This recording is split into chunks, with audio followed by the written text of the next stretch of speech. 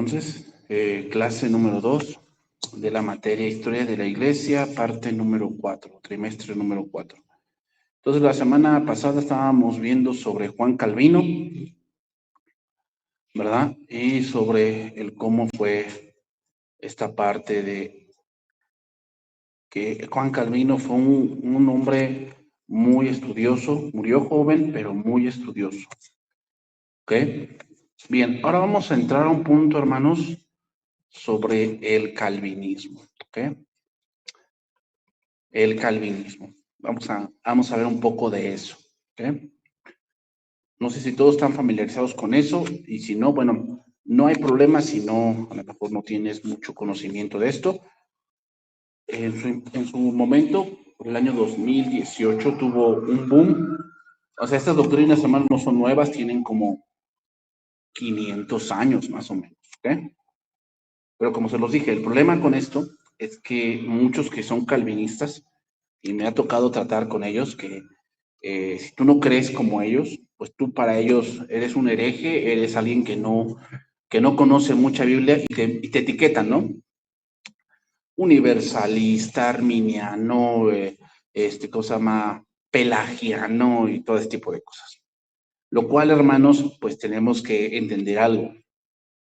Ningún sistema de pensamiento puede estar por encima de lo que la Biblia dice. ¿Bien? Eso es muy importante para todo lo que vamos a ver. No, el punto de esto que vamos a ver, hermanos, no es que, no, pues aquel que sea calvinista, ustedes ya ni se junten con él. No, hermanos. Pero tengan esa parte que esta gente es así. Y hay mucha iglesia calvinista. Y como se los digo, eso en Europa pues está muriendo. Ahorita pues, se ha levantado mucho en Latinoamérica, pero como les dije, en Estados Unidos casi no hay calvinistas. Lo que más impera es el evangelio de la prosperidad y mucho la parte de el evangelio más bautista. ¿Ok? Entonces, póngale ahí como subtítulo. Este título es el calvinismo. Ahora vamos a ver Calvino y el calvinismo. ¿Ok?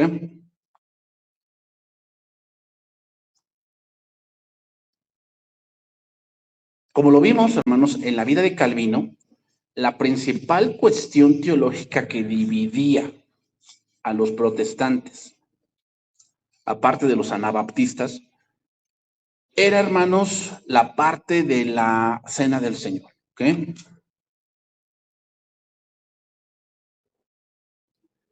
Y Calvino tenía la parte intermedia entre Lutero y Zwinglio, que ya vimos esa lucha, esa eh, esa parte donde ellos vierten sus ideas, pero Lutero no acepta, ¿no? Para Calvino, la presencia de Cristo en la comunión es real, pero espiritual. ¿Eh? Esto quiere decir que no se trata de un mero símbolo o de un ejercicio de devoción, sino que en la comunión hay una verdadera acción por parte de Dios en pro de la iglesia que participa, en este caso, de la cena del Señor. Pero no quiere decir por eso, o sea, Calvino no creía que los símbolos o los emblemas en verdad fueran el cuerpo y la sangre de Cristo. ¿Ok? Lo que sucede es más bien que en el acto de la comunión, por el poder del Espíritu Santo, los creyentes son llevados al cielo y participan con Cristo en un anticipo del banquete celestial. Nosotros creemos algo parecido, algo parecido. ¿Ok? Entonces, hermanos,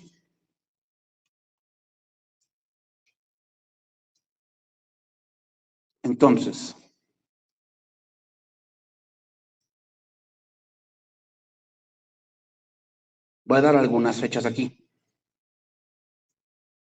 En 1536,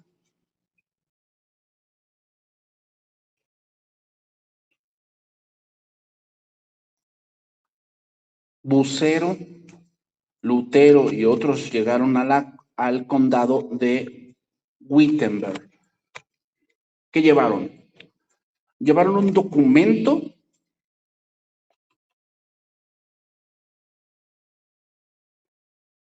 donde lograban salvar las diferencias entre ambas posiciones.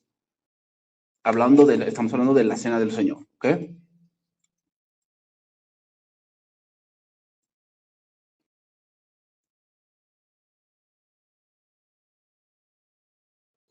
Y en 1549, Calvino firmó otro documento llamado el Consenso de Zúrich.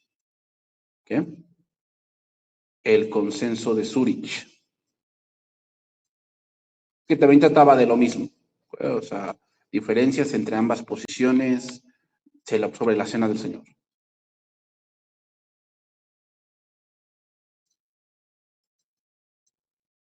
Pero ya para ese tiempo, hermanos, Lutero como que había cogido mucho el pensamiento de Calvino. Entonces ya no eran tantas las diferencias, ya no eran tantas. ¿Ok? ¿Cuál fue el problema? Los seguidores de ellos, los luteranos, los calvinistas, en este caso, arminianos. ¿Ok? En 1552, hermanos, hubo un luterano llamado Joaquín Westphal, con W. West, como si estuvieran escribiendo hacia el oeste, y Phal, P-H-A. ¿Okay? ¿Qué hizo este hombre? Bueno, publicó un ataque contra Calvino, donde él decía que el pensamiento calvinista se estaba metiendo en los luteranos y que él no estaba de acuerdo con Calvino. ¿Okay?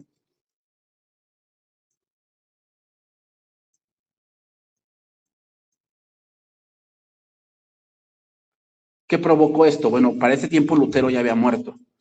¿Qué provocó esto? Bueno, provocó que los luteranos se fueran distanciando más de aquellos que aceptaban el consenso de Zúrich. Y a partir del 1580 recibieron el nombre de reformados. Reformados. ¿Okay?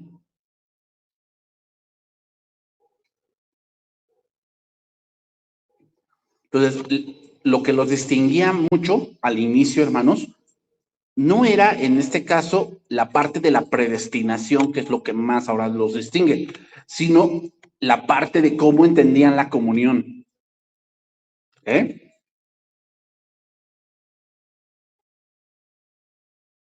Ya más adelante, la predestinación, que la vamos a abordar después, fue como que su bandera de lo que ahora, ¿no? O sea, ellos dicen, es que yo soy calvinista y Dios me eligió y la presencia de Dios y la soberanía de Dios.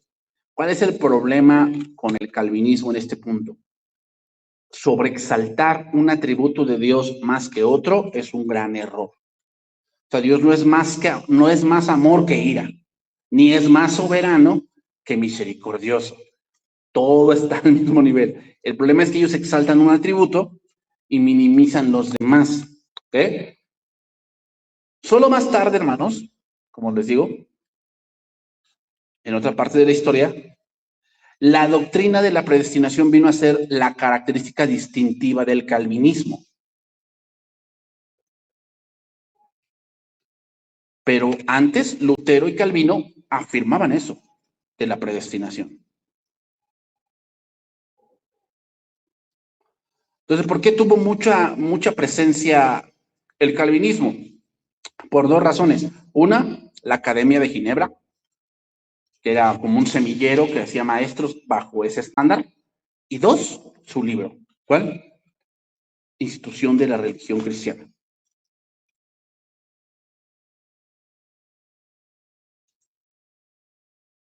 Entonces, tanto Calvino como Lutero creían en la predestinación. Caían en la predestinación.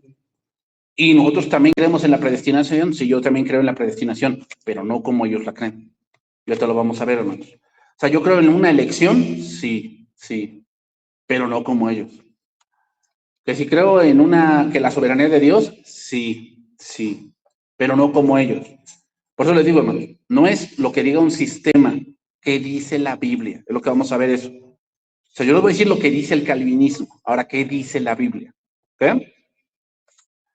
Entonces, hermanos, pues esto empezó a surgir muchas iglesias, ¿no? Hubo iglesias en Holanda, Escocia, Hungría, Francia, que seguían las doctrinas de Reforma de Ginebra, ¿ok? Y se les conoce allí como reformadas o calvinistas, países en los cuales hoy pues, ni existen. Por último, hermanos, debemos mencionar que algunos historiadores y economistas han señalado la existencia de una relación entre el calvinismo y el origen del capitalismo. De hecho, algunos, he leído literatura donde se van a la yugular y hablan de que los calvinistas eran asesinos. Y esto porque Calvino, ahorita lo voy a mencionar, mandó a la hoguera a un cristiano también, considerado hereje, pero él lo hizo. Ahora, hermanos, eso no lo podemos hacer nosotros. Recuerden que Calvino fue hijo de su tiempo. Eso era lo que se hacía con los herejes, no era como hoy que pues, los pulsamos y ahí a ver cómo te va. No, en ese tiempo sí se hacía eso. Entonces, pues obviamente el hijo de su tiempo, pues hacía lo mismo, ¿no? Y no podemos, hermanos, encapsular que porque Calvino hizo eso, todos son así. No, hermanos. Esa es una falsa argumentación, es una mala argumentación así, ¿no? Es decir, todos los cristianos son así, no. ¿Todos los pastores son así? No, no, no todos. Hay pastores que sí son fieles y que sí quieren servir a Dios, y hay otros que no, pero no todos son así. Bien, otro subtítulo, conociendo el calvinismo. ¿Okay?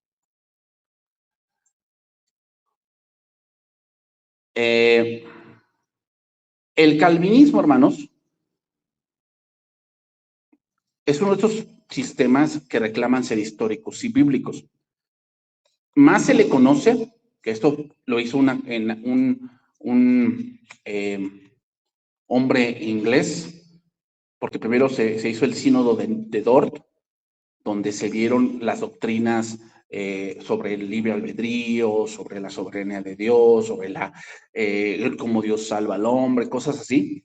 O sea, más que nada, donde nos vamos a meter poco del calvinismo es la soteriología. ¿Qué es soteriología? La doctrina de la salvación. ¿Okay? Entonces, el calvinismo tiene lo que se le llama el tulip. Eso es en inglés. ¿Okay? El tulip. Viene del tulip, que se asemeja a una flor que tiene 5 pétalos, y esos 5 pétalos hacen los 5 puntos del calvinismo. Primeramente, la T, que significa la total depravación, ¿eh? O depravación total. ¿Qué hacen, hermanos? Otra cosa, el tulip es como una cascada. O sea, si tú no puedes creer lo último si no crees lo primero. O sea, si tú crees esto, la depravación total, tienes que creer la que sigue. ¿Qué cosa es la depravación total según ellos? Según la depravación total, es que los humanos nacen sin poder conocer a Dios. Es lo que ellos dicen. Que el hombre nace depravado totalmente, él siempre quiere lo malo, siempre quiere buscar lo suyo y él no conoce nada de Dios. Y eso, hermanos, no es cierto. La Biblia no dice eso. ¿Ok? Lo vamos a ver ahorita o más adelante durante esto. La U significa elección incondicional. Es decir, Dios en la eternidad pasada eligió a ciertas personas, un grupo de personas, para predestinarlos a ser salvos. Es lo que ellos dicen, ¿no? Por lo tanto, como la salvación no depende del ser humano, sino que Dios te eligió, tú no puedes perder la salvación. Pero hay versículos en la Biblia, hermanos, donde por decir dice, ¿qué hacemos con el versículo que dice, y la luz vino al mundo, pero los hombres amaron más las tinieblas que la luz? O sea, podemos decir, bueno, entonces quiere decir que si Dios me eligió, pero me presentan el evangelio y yo no quiero, pero Dios me eligió, ¿qué va a pasar? O sea, ¿me puedo resistir a Dios? Entonces ellos dicen, no, porque ahí viene lo que viene después, la gracia irresistible. Pero antes de ello está la L, que es expiación limitada. ¿Qué quiere decir? Ahí están en ese tipo de cosas cuando dice, porque de tal manera amó Dios al mundo que ha dado a tu hijo unigénito para que todo aquel, a ese todo no es todo, son todos los elegidos. Ellos dicen, todos los elegidos no se pierdan. Entonces, si no eres elegido, pues, entonces dicen, no, pero es que eso es injusto porque si yo quiero ser salvo, sí, pero si Dios no te eligió, pues no puedes ser salvo. Y ya toman ejemplos como, imagínate que hay muchos presos y entonces todos están condenados, ¿no? Porque todos están destituidos de la gloria de Dios. Y de pronto Dios o un gobernador baja y te dice, yo quiero que ese sea salvo, y lo salvó. ¿Es injusto el juez? Dice, no, porque él tuvo misericordia. Todos estaban condenados, pero Dios decidió salvar a algunos. Y hermanos, eso no lo enseña la Biblia. No lo enseña la Biblia. Parece muy, muy espiritual. Y le digo, o sea, yo sé que muchos han escuchado esto. Y hay muchos predicadores que no sé, no digo que estén mal, creen esto. Y está bien. O sea, pero como les digo, hermanos, el problema, ¿saben cuál es el problema de las iglesias calvinistas? El problema de las iglesias calvinistas es que como se basa en un sistema de hombre, son iglesias enanas. O sea, llegan a un límite, porque cosas de hombre pues tienen un límite. La I, que significa gracia irresistible. ¿Qué significa?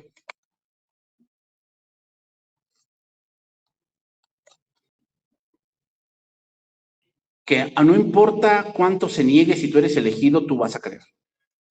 Y Dios hará los medios necesarios para que esa persona crea. ¿Ok? Por eso es irresistible. ¿Qué quiere decir? Ellos dicen aquí, hermanos, por sí que la fe viene de Dios, de Dios. Ahorita vamos a analizar ese verso, ¿no? Que por gracia sois salvos por medio de la fe y esto no de vosotros, pues es don de Dios. Entonces ellos dicen, ya ven, la fe también es de Dios. O sea que si Dios quiere que creas, Dios te va a dar fe. Si tú no crees es porque Dios no te ha dado la fe. Y entonces no puedes creer. Entonces tú no eres salvo. Y la última, tu liv, que es la P, la perseverancia de los santos. Esta doctrina enseña que la evidencia de que eres un elegido, ¿no? Que ven otras cuestiones. Es que ¿cómo sé que soy elegido? No, pues porque anhelas más la santidad, anhelas más servir a Dios, amas más las cosas de Dios. Entonces, ¿qué pasa con un hombre o una mujer que estaba en la iglesia y todo y de pronto se fue al mundo? ¿Era salvo o no? No, porque ahí dice que salieron de nosotros, pero pues sí perseveró. Hermanos, ¿puede un cristiano caer en un pecado grave? Pues sí, sí, se puede. Entonces, por eso perdió la salvación.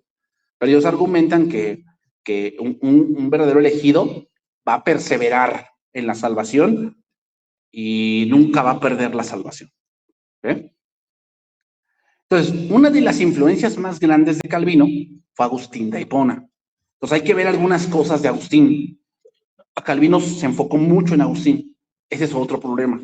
¿Saben? Ese es otro problema. Agustín es como que el discípulo de Agustín. Como que Calvino perfeccionó lo que Agustín pensó. ¿Ok?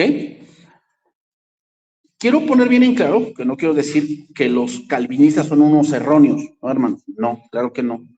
Porque yo tengo literatura calvinista y hay mucha literatura que es muy buena. Pero, hermanos, tenemos que tener bien en claro esto. El punto de que tú tengas una postura así es que todo lo ves así. Todo lo ves así. O sea, toda la interpretación bíblica que tú vas a hacer se ve bajo este lente, ¿no? Y todo lo que esté fuera, pues obviamente tú no lo vas a creer. Ese es el problema con esto. Bueno, la primera influencia que tuvo Agustín fue el estoicismo. El estoicismo, los estoicos. Y de aquí sacaron, hermanos, por decir, el estoicismo enseña, fíjate, enseña que cada evento minucioso en el universo ya estaba controlado por el destino. Entonces ahí saca ¿qué? La soberanía de Dios. ¿No? Todo está bajo el control de Dios. A ver, sí, sí, sí, o sea, no dudamos de eso. Pero Dios hizo leyes e hizo cosas dentro del universo y dentro de la misma creación para que se autosustente. ¿Ok? ¿Dios tiene el control? Sí, sí lo tiene. Obvio que sí, hermanos. Pero ellos, de aquí se toma de que cada quien tiene su destino, ¿no? O sea, Dios ya eligió quiénes son sus salvos, ¿no? Entonces, tu destino es ser salvo, ese es tu destino. Entonces, ahí lo tomó Agustín de Hipona. Dice, ellos decían, un ser humano puede ser virtuoso o totalmente corrupto sin ningún término medio. Para el estoicismo, sí, solamente el sabio era libre.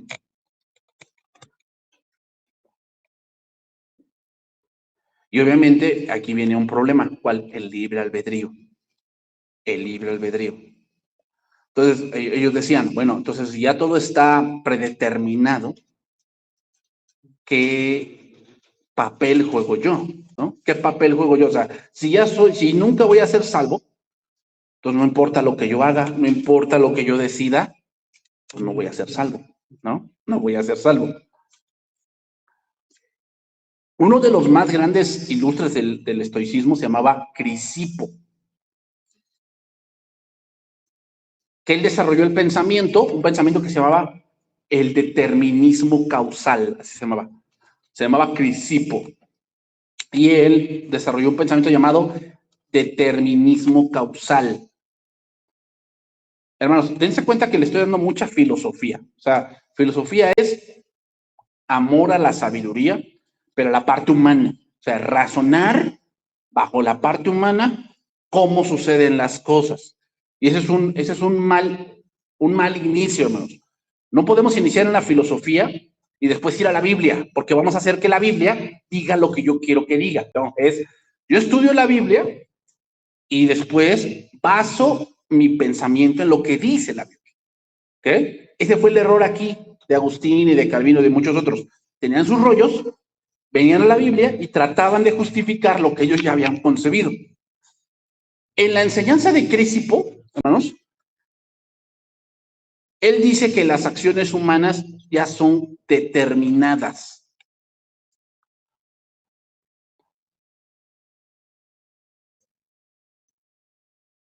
Es decir, por decir, él dice como número uno que nuestro carácter ya está determinado. ¿Saben cuál es el problema de este pensamiento? Que entonces determinamos que Dios determinó que él fuera violador y el otro que fuera un asesino. ¿Eso lo determinó Dios? Pues tendría que decir que sí, ¿no? Pues, entonces estamos agrediendo la santidad de Dios y que Dios no puede ser tentado por el mal, ni él tienta a nadie. ¿Se dan cuenta cómo es? Como que hay que forzar ciertas cosas.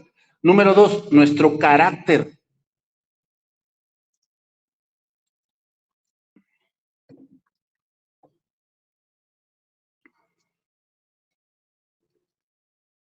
Es decir, ya nuestras decisiones están determinadas. Y como ya están determinadas, Dios ya nos culpa. Porque Él ha determinado que vamos a decidir tal cosa. Ahora, debemos entender, Dios sí sabe lo que vamos a decidir y cosas así, obvio que lo sabe. Pero después vamos a entrar más a eso. No me quiero extender aquí porque si no, vamos a entrar a algunos temas que vamos a ver después.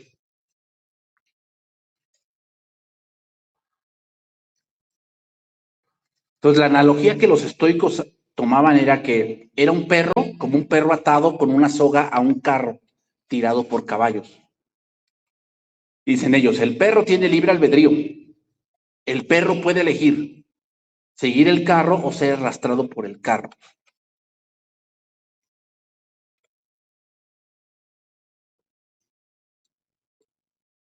Entonces, hermanos, ese fue una de las cosas a las cuales Agustín de Hipona fue que influenciado, leyó mucho de esto. Otra cosa, el neoplatonismo.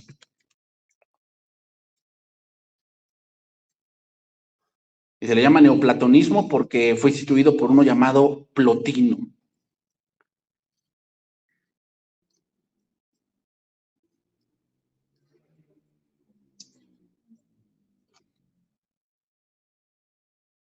¿Qué decía Plotino?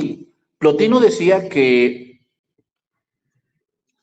la imagen de Dios se pierde totalmente cuando el alma inmaterial se conecta con la materia física, lo que él decía. De ahí viene que la depravación total. O sea, muchos de ellos piensan, y hay algunos que no piensan ya así, Y ahora dice, no, es que se perdió como que la mitad de la imagen de Dios. Y algunos ya no piensan mucho en la depravación total. Ha ido cambiando, hermanos. Y ahí el hipercalvinismo también. Se ve varias cosas así, hermanos. Entonces, ¿cuál es el objetivo de la vida? Según ellos, el neoplatonismo. Según ellos, el objetivo de la vida es devolver al Dios en uno mismo, a lo divino, en el todo.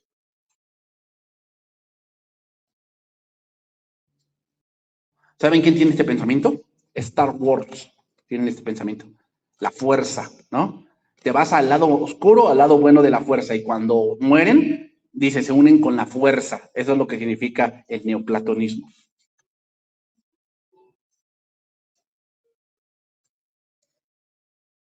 Entonces, Agustín de Hipona, hermanos, fue entrenado en el estoicismo y lo abrazó incluso después de convertirse en cristiano. ¿Mm? Y Agustín de Hipona dice que él creyó en Cristo a través de la filosofía del neoplatonismo. Ese era Agustín de Hipona.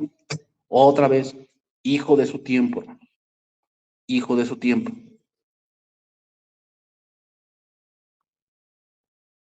También Agustín, hermanos, pasó 10 años de su vida temprana en la secta maniquea.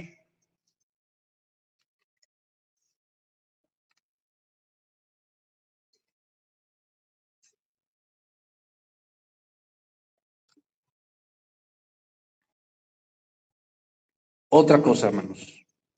Gnosticismo. Gnosticismo.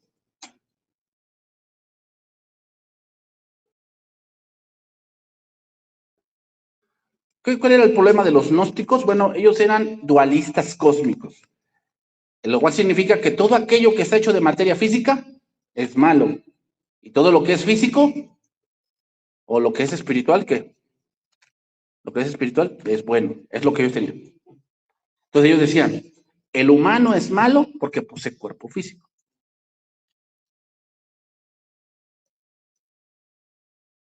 Por lo tanto, los humanos están condenados al nacer. Entonces, muchos de los calvinistas en ese tiempo decían que si no bautizabas a un niño, estaba condenado a ir al infierno. Por eso, hermanos, porque ellos decían que los humanos son condenados al nacer, pero la Biblia no dice eso. La Biblia dice que el alma que pecare, esa morirá. O sea, no somos pecadores, hermanos, o no vamos al infierno porque nacemos hombres. Vamos al infierno porque se nos confronta con el pecado y no queremos arrepentirlo. Ese es el motivo por el cual se van al infierno. Otro punto, maniqueísmo.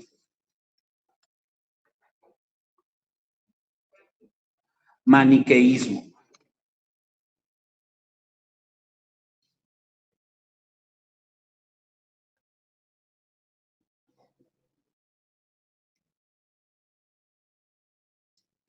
Y de aquí viene, hermanos, la parte de los condenados y los escogidos.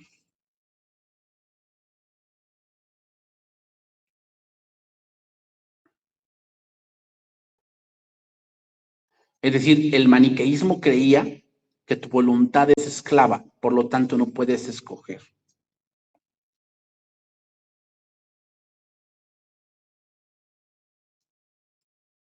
La única manera de escoger bien es que Dios te ayude a escoger. Que Dios te ayude a escoger.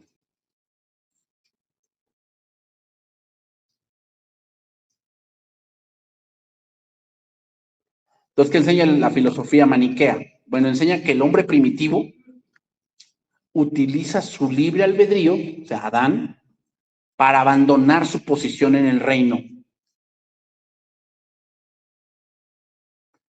Y se hizo esclavo de la materia y la oscuridad, lo cual le fue imposible escapar. ¿Eh?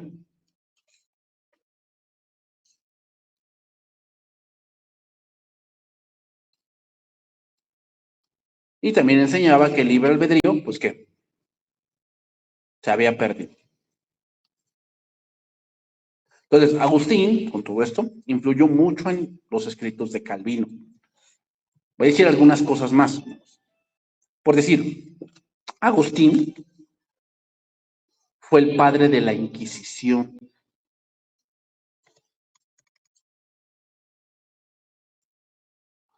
¿Qué quiere decir, hermanos? Que para Agustín solo debía existir compañerismo entre los verdaderos cristianos.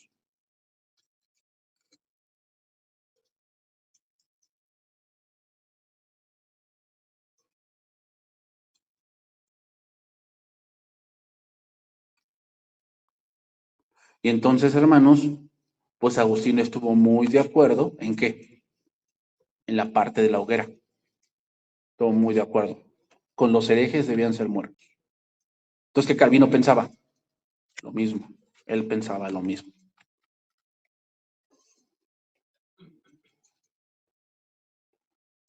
Y una de las cosas que se le achaca a Calvino es el asesinato de Servet.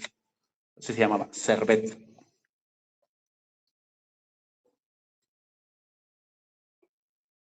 Lo cual Servet era un hereje. Él creía en el unitarianismo. Y sabemos que eso es una herejía. ¿Eh? ¿Sabes lo que es el unitarianismo? Significa que Dios es el Padre, pero después Él mismo es el Hijo y Él mismo es el Espíritu Santo. O sea, no son tres personas, sino que es una persona que se presenta de diferentes formas. Y eso es una herejía. Sabemos que el Padre, el Hijo y el Espíritu Santo es una persona con la misma esencia. ¿Okay? Son tres personas con la misma esencia. ¿Ok? Ese se le llama Trinidad. Pero los unitarianismos creían esta cosa. Y sí, era una herejía. ¿Ok? Y la Iglesia Católica, ¿qué? Lo condenó. ¿Y saben qué? Calvino también. Servet huyó, logró escaparse, hermanos. ¿Pero qué creen que hizo Servet? Regresó a Ginebra. Y ahí en una predicación de Calvino, Calvino lo vio y lo arrestó y lo condenó. Lo condenó. Y muchos le achacan eso a Calvino. Ahora, vamos a toparnos con tres palabras que son comunes en el calvinismo. Número 1, predestinación. Número 2, elección. Y número 3, la gracia. Son tres palabras muy comunes dentro del calvinismo. ¿Okay? Predestinación, elección y la gracia. Y las vamos a estudiar de acuerdo a la Biblia qué quiere decir. ¿Okay? Y conforme a esta doctrina surgen preguntas que son muy entendibles que surjan. Por decir, ¿quiénes son los elegidos? ¿O quiénes son los escogidos? ¿Quiénes son? ¿No? Otra, ¿puedo orar que Dios salve a una persona o será salva solo si Dios quiere? O sea, si solamente son los elegidos, ¿cómo sabes que tu hijo es elegido? O sea, a lo mejor no tiene caso que pues, lo disciplines o lo traigas a la iglesia, pues si no es salvo, pues nunca va a ser salvo, ¿no? Otra pregunta, ¿Jesús murió por todos o solo por los elegidos? Pues ellos dicen que por los elegidos. Otra vez, otra. ¿Cómo puedo ser salvo si estoy muerto espiritualmente? Hermanos, la frase muerto espiritual no existe en la Biblia. ¿Eh? Es como la Trinidad, no existe, pero vamos a ver algunos versículos que a lo mejor pueden llevarnos ahí, ¿no? Otro, ¿cómo sé que soy escogido?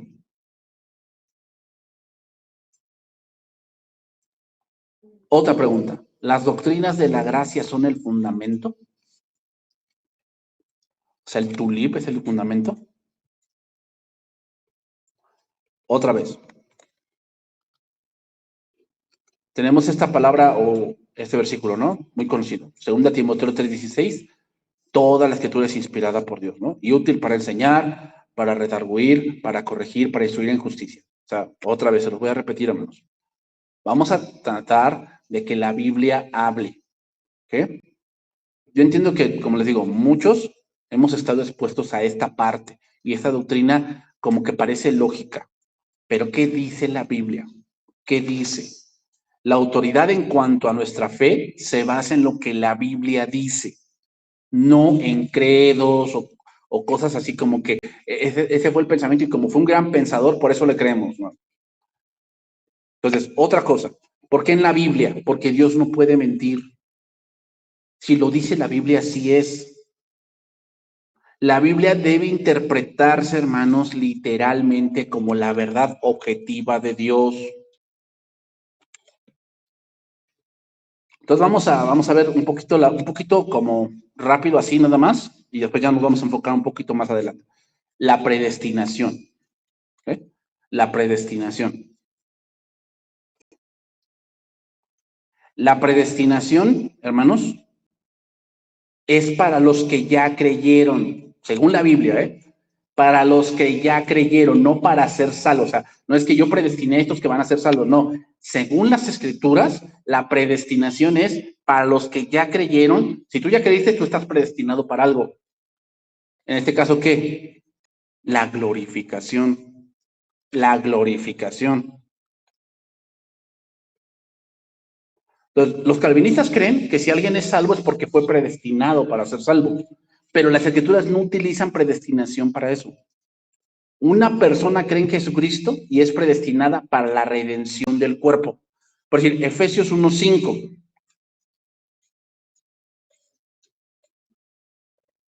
Otra cosa igual, hermanos. Todo tiene que ver en Cristo. En Cristo. Dice ahí, en amor, habiéndonos predestinado para ser adoptados hijos suyos por medio de Jesucristo, según el puro afecto de su voluntad. Pregunta, aquí en este pasaje es, ¿cómo somos salvos? ¿Por adopción o por nacer?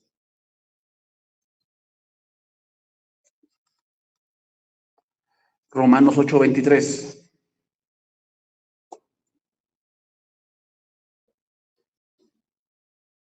Dice ahí, Romanos 8:23. Y no solo ella, sino que también nosotros mismos tenemos las primicias del Espíritu. Nosotros también gemimos dentro de nosotros mismos, esperando la adopción, la adopción.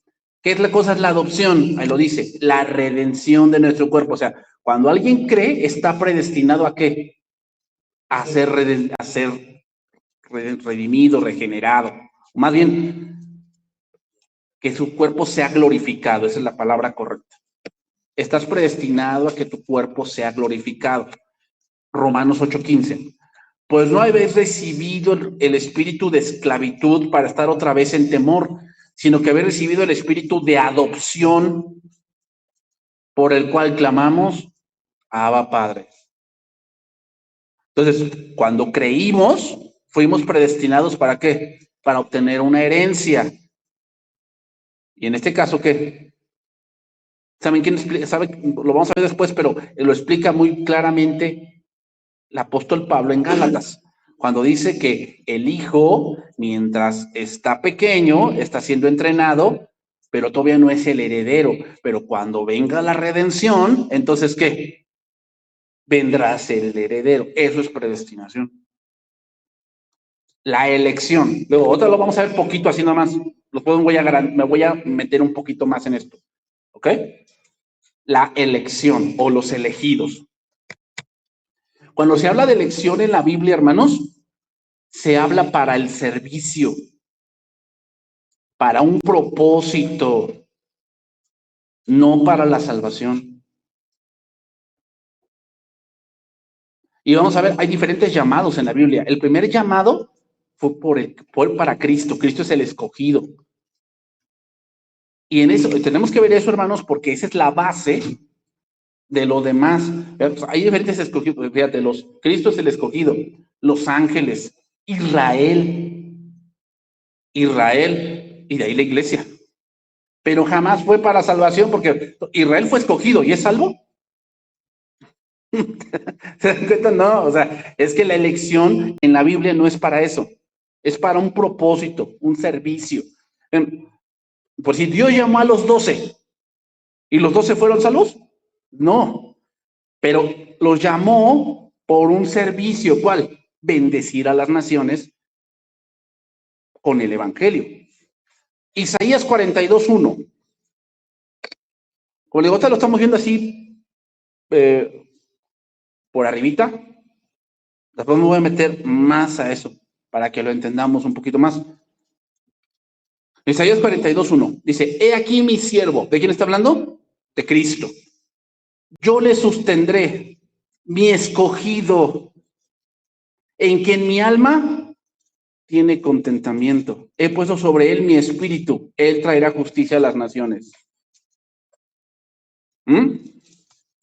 ¿Ya poco Cristo necesita salvación? Pero fue escogido. ¿Para qué? Para ser el que hizo la obra de redención. ¿Okay? Miren, Hechos 9:15. Hablando aquí de Pablo. Vean cómo Dios escoge personas, incluso no creyentes, porque a Nabucodonosor Dios le dijo: él es mi siervo. A Nabucodonosor, y no era creyente. O sea, la elección no es para salvación, la elección es para un servicio, para un propósito que ellos tienen. El Señor le dijo, aquí está con Ananías, ¿no? Ve, porque instrumento escogido me es para llevar mi nombre. ¿Cuál era el propósito de la elección de Pablo? Llevar mi nombre en presencia de los gentiles y de reyes y de los hijos de Israel, porque yo le mostraré cuánto le es necesario padecer por mi nombre. Entonces, ¿quiénes son los elegidos? Pues todos los que han sido llamados para un servicio para otros. Eso es un elegido. Sí, Saúl, sí, fue elegido para ser rey. Sí, también fue elegido para ser rey. Sí, recuerden que no es para salvación, para hacer un servicio, para hacer un propósito. Mira, Romanos 11:28. Aquí hablando de Israel. Aquí hablando de Israel.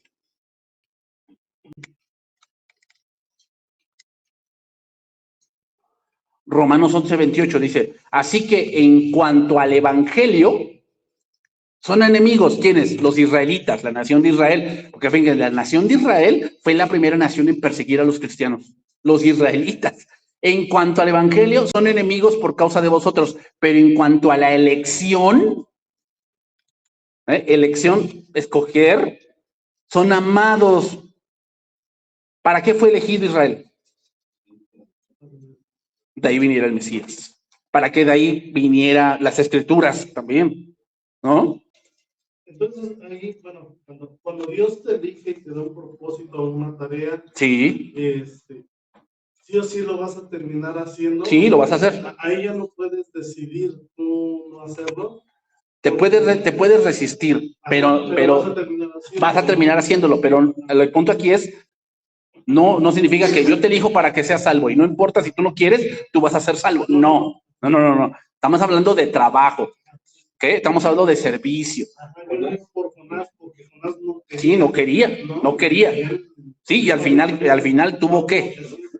Pero pues, muchos en la literatura dudan de la salvación de Jonás. Dudan de la salvación de Jonás. ¿Por qué? Porque como acaba el libro, acaba airado, enojado, amargado. ¿Verdad? Pues ahí tenemos el ejemplo de Judas también, ¿no?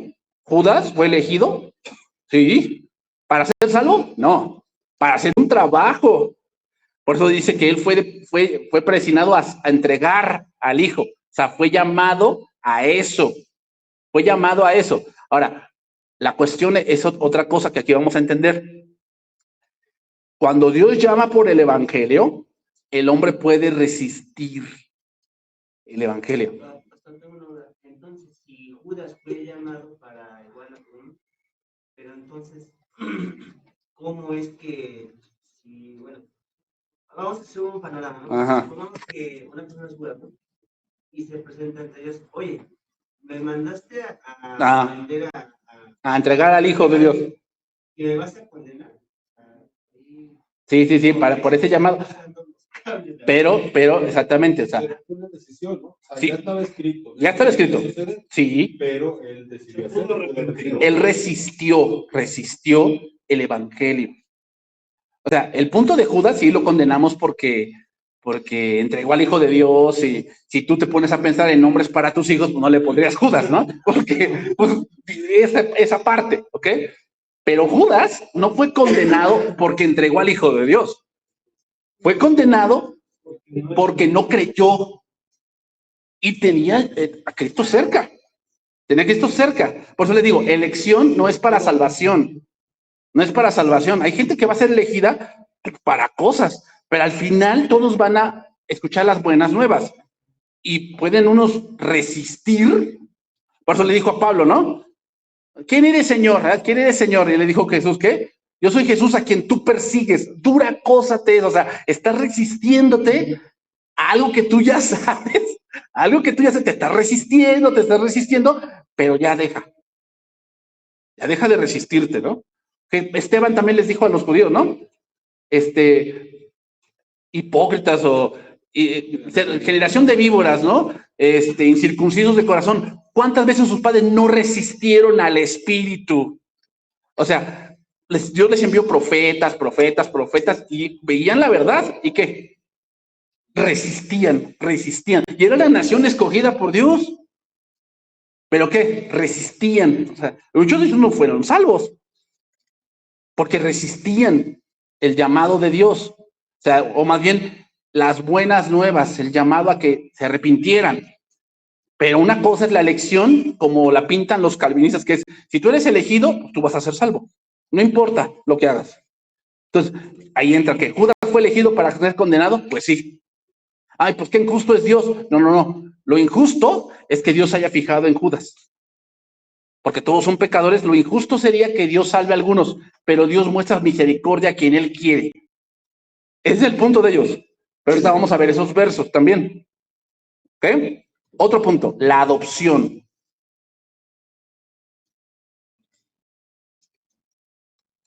La adopción. ¿Qué significa la adopción? Bueno, la futura redención del cuerpo, no la conversión. ¿Ok? La futura redención del cuerpo, no la conversión. Otra vez, la pregunta que dejé, ¿no? ¿Por qué somos salvos? ¿Por nacer o por ser adoptados? La respuesta es por nacer de nuevo. ¿Ok? Por nacer de nuevo somos salvos. Entonces, ¿qué cosa es la adopción? Es la futura redención del cuerpo. Ya tenemos este versículo, Romanos 8:23, Gálatas 4:1, que es el pasaje que les dije.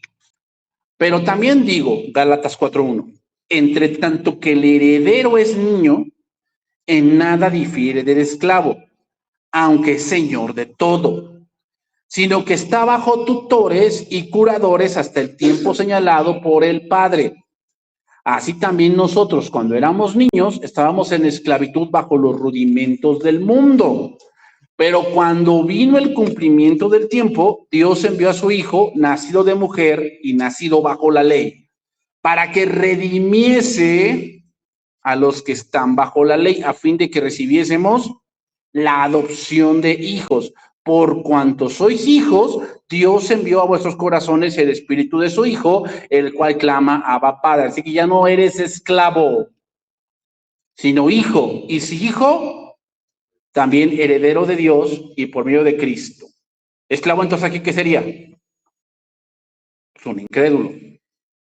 Porque un hijo es aquel que ya creyó, se le fue dado el espíritu y espera que la adopción, ¿qué cosa es? La redención del cuerpo, ¿ok? Entonces, nosotros hemos recibido el espíritu de adopción, estamos esperando la redención. Eso es la adopción. ¿Es igual la redención de la glorificación? Sí, puedo decir también a la glorificación. Entonces, la adopción no tiene que ver con la salvación, tiene que ver con algo futuro, con la herencia que vamos a recibir en Cristo, ¿ok? Eso es lo que quiere decir esas palabras, ¿ok? Ahora vamos a ver otro punto. La salvación y el evangelio. la salvación y el evangelio. ¿Ok? ¿Qué significa evangelio? Buenas nuevas, ¿no? Buenas nuevas. ¿Para todos o para algunos?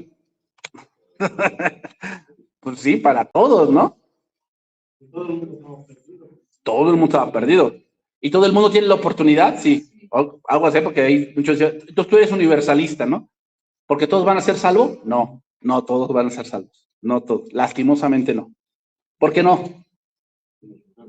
Pues no todos creen. Lo que sí es que, bueno, yo tengo entendido, todos vamos a llegar a la cruz, pero unos para salvación Sí. y otros para condenación, ¿no? Porque tú tomaste esa decisión, pero todos vamos a llegar al punto de la cruz, ¿no? De toparnos con la cruz, o sea, Sí, con el evangelio. Exactamente. Recuerden que la cruz es el pago del pecado, ¿no? Que Cristo pagó. Pero donde se encuentra la salvación es en la resurrección. La resurrección. ¿Ok? ¿Por qué es importante eso? Porque los apóstoles vieron la cruz, pero no creían en la resurrección. Entonces es lo mismo. O sea, toda la gente sí va a escuchar las buenas nuevas. Pero si no cree que Jesús resucitó y que Él es Dios, no hay salvación. O sea, no basta con decir, bueno, sí, ya alguien creyó, alguien se sacrificó por mí, aunque yo no quise. No, tiene que creer que Jesús es Dios, que resucitó de entre los muertos y que está sentado a la diestra de Dios.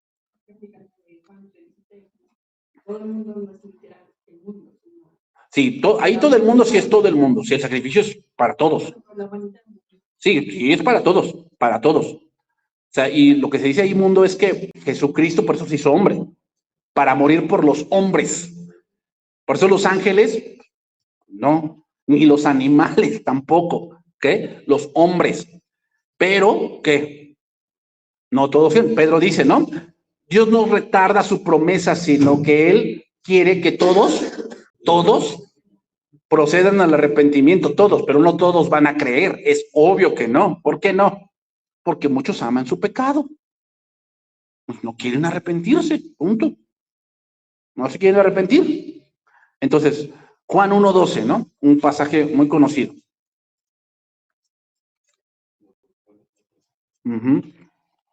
Mas a todos los que le recibieron, a los que creen en su nombre, les dio potestad de ser hechos hijos de Dios, los cuales no son engendrados de sangre, ni de voluntad de carne, ni de voluntad de varón, sino de Dios. Entonces muchos dicen, los calvinistas dicen, ¿ya ves? O sea, solamente Dios puede hacer esa obra, solamente Dios, o sea, el hombre no puede hacer nada. Y es verdad, o sea, en el sentido de que tú no puedes nacer de nuevo por ti, porque Jesús mismo dijo que el que no naciere del agua y del espíritu, o sea, se requieren el evangelio para creer, para nacer, pero el hombre tiene que creer.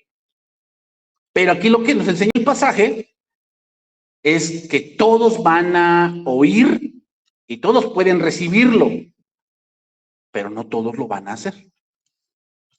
¿Qué? No todos lo van a hacer.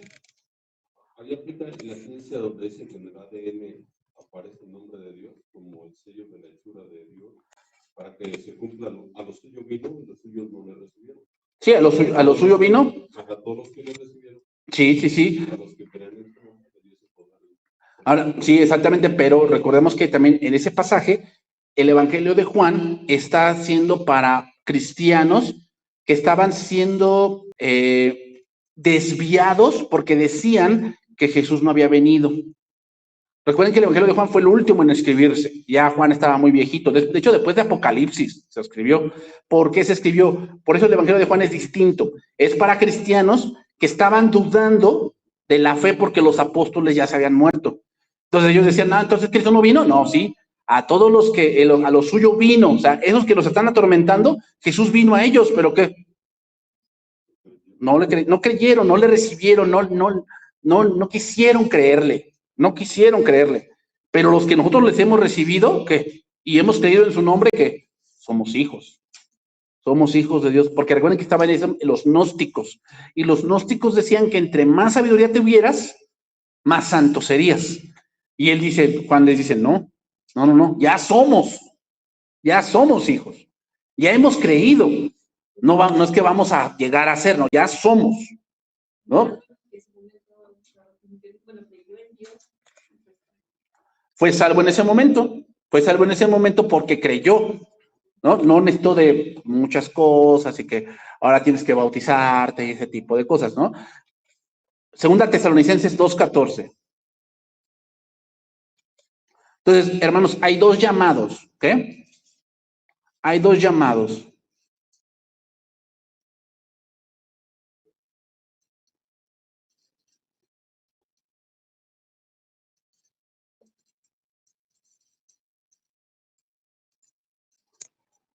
Segunda Tesalonicenses 2:14. A lo cual os llamó mediante nuestro evangelio para alcanzar la gloria de nuestro Señor Jesucristo. ¿Han oído ese pasaje que dice, con cuerdas de amor me atrajiste a ti, ¿no? Me atrajiste a ti. A ver, pongamos ese cuadro. Cuerdas de amor significa es como tú le das una serenata, ¿no? Entonces imaginemos que tú estás en la esquina y ella está, tu amada está aquí. Y tú estás tocando en la esquina y estás diciendo su nombre y la llamas. ¿Qué estás haciendo? Llamándola, pero al final, ¿qué va a hacer ella? Decidir si va a ir. Ahora, no, entonces estás haciendo algo porque esa es una obra. No, es como si tú dijeras, tú eres un ricachón y tú eres un pobre. Y entonces pasas así con tu coche y le dices, súbete, te voy a llevar a tu casa que yo te compré. Yo te compré tu casa, ya vas a vivir allí. Entonces, él decide subirse a tu coche y tú lo llevas. Él puede argumentar, es que yo me gané esa casa porque me subí. No, es obvio que no. Entonces, no puede ser obra decir, yo escuché el evangelio y creí. Entonces, ¿y si es una obra? No. No, porque todo lo hizo Dios. O sea, toda la obra de salvación la hizo Dios. Pero creer no es una obra. Pienso dice que la ley el que hiciera estas cosas vivirá por ellas. Sí. Pero dice que estas obras se dan cuenta como una deuda, no como una gracia. Como salario. La gloria es para Dios. Así que de la salvación que gozamos no es por los méritos que hayamos hecho. Exactamente. No es por creer en la obra. En la obra redentora, en el evangelio que ya el Señor presentó, ¿ok? Este es un problema con los calvinistas. O sea, ellos piensan que hasta creer es de Dios, ¿no? O sea, que la fe viene de Dios, pero ahorita lo vamos a ver que no, que no. La fe es el resultado de escuchar el evangelio. Y tienes que creer, por eso, otra vez, con cuerdas de amor me atrajiste a ti. O sea, Dios llama. ¿Y el hombre qué decide? Creer. No convertirse, ¿eh? Eso no. Creer. Que ese llamado es de Dios y que Dios lo puede que salvar. Dios llamó a Abraham. Salte de tu tierra y de tu parentela. Dios lo llamó. ¿Qué podía haber hecho Abraham? Pues no me voy. ¿No? ¿Se acuerdan también de Jacob? Dios también lo llamó. También Dios llamó a Isaac. Cuando él también pasó una hambruna y iba a descender a Egipto y Dios le dijo que no. Sí, o sea, Dios llama. El hombre responde como con fe. Con fe. Sería un símil creer como ceder tu voluntad. Cuando nosotros creemos y le cedemos nuestra voluntad, y entonces pues estamos pensando en Filipenses 1:6, el que inició la buena obra en vosotros le va a perfeccionar también. Quiere decir, dice que la fe viene por oír el evangelio. Ok, entonces si nosotros lo escuchamos, es como que permitir ceder nuestra voluntad para que vaya haciendo una obra. Sí, una parte de la voluntad, sí. Sin embargo, hermanos, también tenemos que entender que no vamos a ceder la voluntad si no entendemos el evangelio. Si no entendemos. O sea, tenemos que entender, primeramente, que somos pecadores. El hombre no va a aceptar eso. No va a aceptar que él es malo. No lo va a aceptar. El hombre, Dios, por eso dice, el Espíritu Santo que nos guía toda la verdad, ¿convencerá a quién? No a los escogidos, al mundo,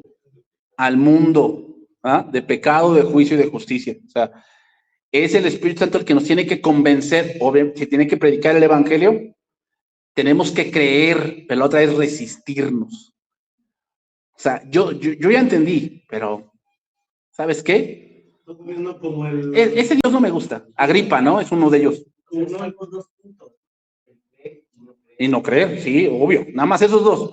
Como el cantante colombiano, ¿no? Que murió en la avioneta y que, o sea, él decía, yo ya creo, bueno, yo sé que Dios existe, y cuando tenga 35, o sea, ella tomó ahí una decisión. Tomó una decisión ya de que no quiere creer. Le voy a servir al Señor y le voy a cantar al Señor. No llegó a esos 35. Él creyó otra verdad, bueno, una mentira, que creó en su mente, él, ¿no? Que creó en su mente. Pues eso es muy importante, hermanos. El cristiano debe perseverar en las escrituras. ¿Por qué? Es muy fácil querer hacerse una filosofía en la mente. Decir, es que el cristianismo es así. Entonces yo creo así. No, no es que tú creas así, es creer lo que aquí dice, como lo dice. Mira, hermanos, vamos adelantándome ahí porque ya se me acabó el tiempo. Pero cuando dice que Cristo no pudo hacer muchos milagros en cierto lugar por la incredulidad de ellos, pregunta, ¿entonces no es Dios? ¿No es la imagen del Dios invisible? El primogénito de toda creación, que Él sustenta todas las cosas con la palabra de su poder. ¿No es ese Jesús? Entonces, ¿por qué no pudo? Entonces, ¿no puede o no puede? La cuestión es que es esta. Claro que puede. Pero Dios va a hacer las cosas de acuerdo a lo que Él ha revelado.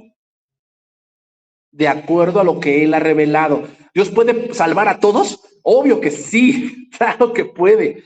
Pero Él ya puso las métricas. Solo por Jesús. Por creer. ¿Qué? El Evangelio. Por nacer. Él ya puso las métricas. Él no va a abrogar eso. Ese es el problema del calvinismo. O sea, como que fuerza algunas cosas. Fuerza algunas cosas. Es que aquí no dice eso. Bueno, pero no lo dice, pero lo entendemos así. A ver, es que no lo dice así. Es que no dice ahí los elegidos, no, pero se sobreentiende. No, a ver, es que ahí dice que todos. Entonces, Romanos 9 es su bandera, ¿no? A Jacob amé, a Esaú aborrecí. Ahí está Dios. A algunos elige y a otros, ¿qué? Pues aborrece. ¿Así es Dios? No, pues ese pasaje no está hablando de eso. También vamos a estudiar eso. Hermanos, ahí lo vamos a dejar porque ya se me acabó el tiempo. Hermanos, vamos a orar.